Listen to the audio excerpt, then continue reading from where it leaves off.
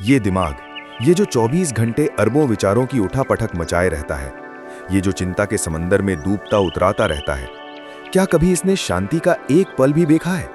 क्या कभी ये वाकई थमा है? नहीं। हर पल एक नया संदेह, हर क्षण एक नई उलझन। लेकिन क्या हो अगर मैं आपसे कहूं कि इस अराजकता के बीच शांति का एक ऐसा स्रोत है जो सदियों से हमारे पास छुपा बैठा है, और वो है चालीसा का पाठ, विशेष रूप से हनुमान चालीसा का।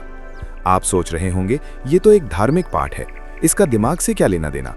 तो बस 5 सेकंड और रुकिए, क्योंकि आज हम वेदांत के ज्ञान और आधुनिक न्यूरोसाइंस की कसौटी पर देखेंगे कि हनुमान चालीसा के एक एक शब्द का सीधा प्रहार आपके मस्तिष्क की संरचना पर कैसे होता है। ये सिर्फ भक्ति नहीं, एक साइकोलॉजिकल रीप्रोग्रामिंग है। और अगर आप चाहते हैं कि आपका दिमाग आपका गुलाम बने, आप उसके नहीं, तो ये वीडियो अंत तक देखिए। चलिए शुरू करते हैं। आज का विषय एक ऐसा रहस्य खोलने जा रहा है जो हर उस व्यक्ति के लिए जीवन बदलने वाला है जो अपने मन की उथल-पुथल से परेशान है। हनुमान चालीसा पढ़ने से दिमाग में क्या बदलता है? ये सवाल सिर्फ आस्था का नहीं, विज्ञान का भी है। और हम इसे समझने के लिए 2 मार्गों पर चलेंगे। पहला मार्ग है हमारे शास्त्रों का, जो हजारों साल पहले ही मन के रहस्यों को जान चुके थे। और दूसरा मार्ग है आधुनिक न्यूरोसाइंस का, जो अब उन्हीं सत्यों को प्रयोगशालाओं में सिद्ध कर रहा है। तुलसीदास जी ने हनुमान चालीसा की रचना एक विशिष्ट मनोदशा में की थी। ये कोई साधारण कविता नहीं है, ये एक मंत्र विज्ञान है, एक प्राचीन न्यूरो लिंग्विस्टिक प्रोग्रामिंग है। इसकी 40 चौपाइयां दिमाग के 40 द्वारों को खोलने और बंद करने का काम करती हैं। पहला सबसे गहरा प्रभाव पड़ता है ध्वनि के स्तर पर।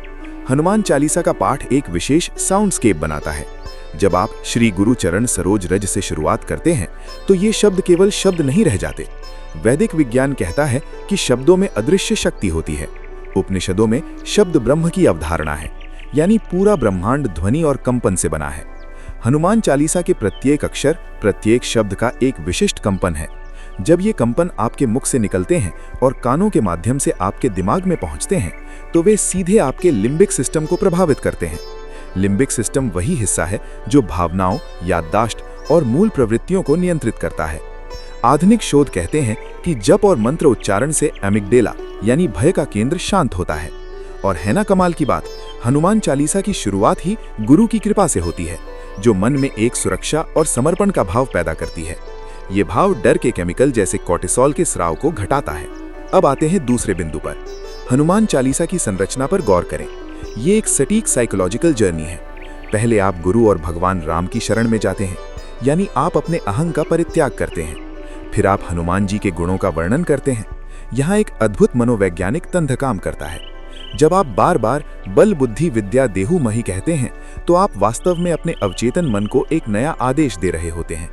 आप कह रहे होते हैं कि मुझ में बल चाहिए, बुद्धि चाहिए, विद्या चाहिए। ये एक पॉजिटिव एफर्मेशन है। आधुनिक साइकोलॉजी मानती है कि ऐसे एफर्मेशन से सेल्फ एस्टीम बढ़ता है और न्यूरल पाथवे बदलते हैं। आपका दिमाग उन गुणों को पाने के लिए प्रोग्राम होने लगता है जिनका आप जाप कर रहे हैं। श्रीमद् भगवद गीता अध्याय 6 श्लोक 35 में भगवान कृष्ण कहते हैं, असंशयम महाबाहो मनो दुर्निग्रहम चलम अभ्यासेन तु कौन्तेय वैराग्येण च गृह्यते। यानी निसंदेह मन चंचल और दुर्निग्रह है, लेकिन अभ्यास और वैराग्य से उसे वश में किया जा सकता है। हनुमान चालीसा का नियमित पाठ वही अभ्यास है। और अब वो पल आता है जब आप पढ़ते हैं, भीम रूप धरी असुर संहारे, रामचंद्र के काज संवारे। इन पंक्तियों को बोलते समय आपका दिमाग एक विशेष इमेजरी बनाता है। आप हनुमान जी के विराट रूप की कल्पना करते हैं। न्यूरोसाइंस कहता है कि विस्तृत और शक्तिशाली इमेजरी का दिमाग पर गहरा प्रभाव पड़ता है। यह आपके मन में एक इनर हीरो का निर्माण करता है। जब आप रोजमर्रा की चुनौतियों का सामना करते हैं तो यही इनर हीरो, यही आंतरिक बल की छवि आपको डर के आगे खड़े होने की शक्ति देती है। आपके दिमाग का प्रीफ्रंटल कॉर्टेक्स, जो तर्क और निर्णय लेने का केंद्र है, अधिक सक्रिय हो जाता है। आप आवेगी प्रतिक्रियाएं देने के बजाय संयम और बल के साथ प्रतिक्रिया देने लगते हैं। यही तो है वो बल जिसकी प्रार्थना आप करते हैं। तीसरा बड़ा परिवर्तन आता है एकाग्रता यानी फोकस में। हनुमान चालीसा का पाठ एक मेडिटेटिव रिदम में होता है। इसकी लय, इसके छंद, सब कुछ ऐसा है कि मन भटक नहीं पाता। जब आप संकट ते हनुमान छुड़ावे की पंक्तियां बोलते हैं तो आपका सारा ध्यान संकट से मुक्ति के विचार पर केंद्रित हो जाता है। ये ध्यान की अवस्था दिमाग के लिए सबसे शक्तिशाली व्यायाम है। इससे ब्रेन के अंदर नए न्यूरल कनेक्शन बनते हैं, ग्रे मैटर का घनत्व बढ़ता है। आपका माइंडफुलनेस लेवल बढ़ जाता है। वेद और उपनिषद लगातार एकाग्र चित्त की बात करते हैं। कठोपनिषद में कहा गया है कि इंद्रियों को वश में करके मन को एकाग्र करके ही आत्मज्ञान प्राप्त होता है। हनुमान चालीसा का पाठ उस एकाग्रता को बिना किसी जटिल साधना के एक साधारण भक्ति के मार्ग से प्रदान कर देता है।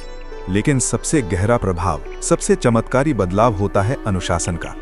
जब आप रोज एक निश्चित समय पर एक निश्चित पाठ करते हैं तो ये आपके दिमाग में रूटीन और डिसिप्लिन का सर्किट मजबूत करता है। आपका दिमाग एक पूर्वानुमेय पैटर्न में ढलने लगता है। ये अनुशासन सिर्फ पाठ तक सीमित नहीं रहता, ये आपके जीवन के हर क्षेत्र में फैल जाता है। आप समय के पाबंद बनते हैं, कार्यों के प्रति समर्पित बनते हैं। महाभारत में युधिष्ठिर की निष्ठा और अनुशासन ही उनकी सबसे बड़ी शक्ति थी। हनुमान जी स्वयं अनुशासन और कर्तव्य निष्ठा के साक्षात प्रतीक हैं। उनका एक नाम रामदूत है। दूत का अर्थ है जो आज्ञा का पालन करे। उनका चरित्र आपके दिमाग में एक ऐसा ब्लूप्रिंट डाल देता है जो आपको जीवन के प्रति एक दूत की तरह अनुशासित और समर्पित बना देता है। आप हर काम को राम के काज की तरह समझने लगते हैं और ये भावनात्मक परिवर्तन आपके निर्णय लेने की प्रक्रिया को पूरी तरह बदल देता है। चौथा प्रमुख बिंदु है नकारात्मक विचारों का शोधन। हनुमान चालीसा में असुरों का वर्णन बार बार आता है। लंका के राक्षस, अहिरावण, महिरावण। ये सिर्फ पौराणिक पात्र नहीं है, ये आपके अपने मन के भीतर के दैत्य हैं। काम, क्रोध, लोभ, मोह, अहंकार। जब आप लंका विध्वंस किए रघुराई पढ़ते हैं तो आप वास्तव में अपने मन की लंका, अपने भीतर के विकारों के विध्वंस की प्रार्थना कर रहे होते हैं। ये एक साइकोलॉजिकल कैथारसिस है, एक भावनात्मक शुद्धि। आप अपने नकारात्मक विचारों को बाहर निकाल फेंकते हैं।